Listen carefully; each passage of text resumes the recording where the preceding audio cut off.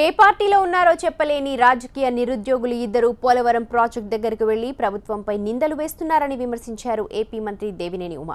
ఉండవల్లి దగ్గుబాటి అసలు ప్రాజెక్టు పనులను చూడకుండా మోడల్ హౌస్ దగ్గరకు వెళ్లి తర్వాత హెలిప్యాడ్ దగ్గర ప్రభుత్వాన్ని తిట్టిపోశారని చెప్పారు దేవినేని.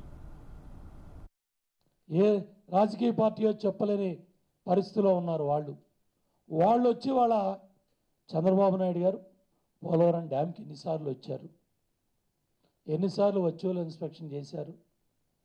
ప్రాజెక్ట్ సైట్కి వచ్చిన ఉండవల్లి అరుణ్ కుమార్, దగ్గుబాటి వెంకటేశ్వరరావు గారు మోడల్ హౌస్కి వెళ్ళి అక్కడ ఒక 20 నిమిషాలు మా అధికారులు చూపించిన పోలవరం మోడల్ని చూశారు. దాని తర్వాత డైరెక్ట్గా హెలికాప్టర్ దిగే హెలిప్యాడ్ దగ్గరికి వెళ్ళి అక్కడి నుంచొని పోలవరం సైట్ని చూసి మమ్మల్ని తిట్టి పురుషోత్తపట్నం కల్లే వెళ్ళారు. అంటే పట్టిసీమ 30 టీఎంసీలు కారం చేటికి నీళ్ళు వెళ్ళినాయి. దగ్గుబాటి వెంకటేశ్వరరావు జన్మస్థలం ఆయన ఊరికి నీళ్ళు వెళ్ళినాయి.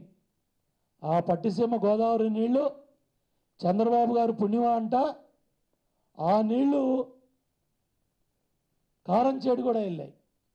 కనీసం పట్టిసీమ దగ్గర ఆగి ఆ 24 పంపులు చూసి మహానుభావుడు చంద్రబాబు నాయుడు గారు ఆ గోదావరి నీళ్లు ఎత్తిపోసిన నీళ్ళని కాస్త నెత్తి మీద వేసుకున్నట్టయితే వీళ్ళ జ్ఞానోదయం అయ్యేది. ఇవాళ ఎంత దుర్మార్గంగా అక్కడ ఇది అవుతుందా?